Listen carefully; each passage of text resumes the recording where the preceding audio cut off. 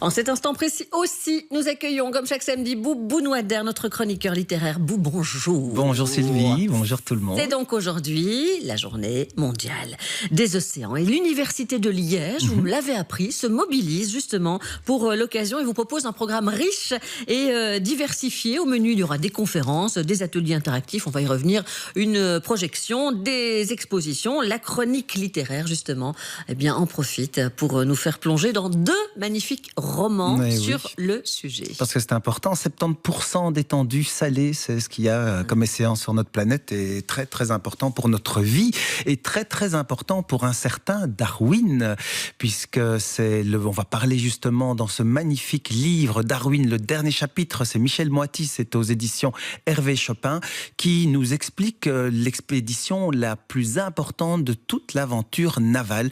En fait, les Anglais veulent redessiner toutes les côtes de l'Amérique du Sud et au bord, donc au commandement du navire Beagle, c'est le capitaine Fitzroy et il a un passager dit surnuméraire qui est le jeune Darwin, pas connu à ce moment-là. Et il faut dire que pour Darwin, ça va être synonyme d'exposition de son savoir au niveau mondial. Et ce voyage va être très très important, le plus important pour toute sa carrière future. Alors il est jeune, il a des idées bien trempées qui vont des fois un petit peu à l'encontre des principes religieux, puisqu'il parle des espèces, il parle de l'évolution, ça ne plaît pas à tout le monde. Et il est souvent malade. Alors il faut savoir que cette histoire, ce livre est écrit sur base des vrais carnet de Darwin qu'on a retrouvé et aussi du commandant de bord Fitzroy.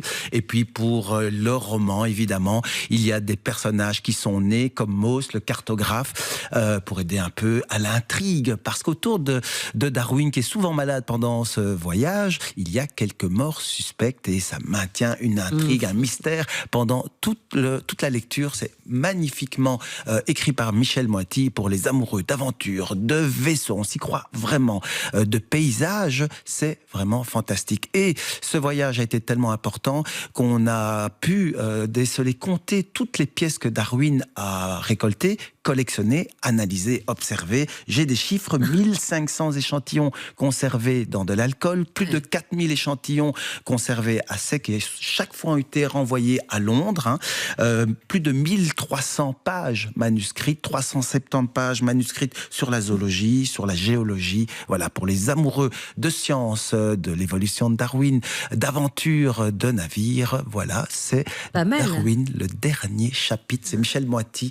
Excellent livre. Aux éditions Hervé Chopin. Quel magnifique compte-rendu, en effet, qui nous donne vraiment envie de lire ce livre. Et votre petit bout de cœur, comme on dit, à l'occasion justement de cette journée des océans. Agnès Martin-Lugan, l'homme des 1000 détours, c'est magnifique. Elle nous envoie dans de belles régions, dans les fonds marins également.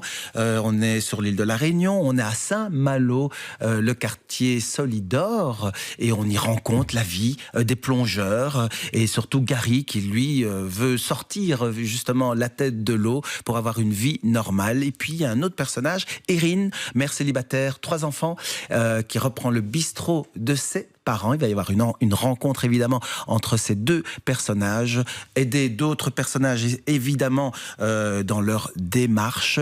Comme symbole, il y a évidemment l'eau, le voyage, une lettre manuscrite à lire ou à ne pas lire, et comme autre symbole, l'Iliade et l'Odyssée. Ça en dit long sur le voyage. L'homme des 1000 détours, c'est Agnès Martin-Lugan et c'est chez Michel Lafon. Ouais, journée des océans, donc mise en lumière par ces deux récits, mise en lumière partout dans le monde. Oui, voilà, il s'en passe des choses, et notamment chez nous, à Liège. À Liège, l'université de Liège, qui fait beaucoup d'événements, beaucoup d'expositions, des rencontres tout autour, évidemment, de l'océan. Mais j'ai noté une exposition photo de Harry Feit en collaboration avec la faculté des sciences de Liège. C'est une exposition vraiment étonnante qui nous apprend en fait tous les métiers liés à la mer, qui sont importants évidemment pour la préservation aussi de la nature dans l'eau, dans l'écosystème. C'est Harry Feit et c'est vraiment une exposition complètement décalée. Génial, voilà, il fallait le dire. Et comme il y a toujours un petit clin d'œil musical, nous ne pouvions évidemment passer autre chose que ceci.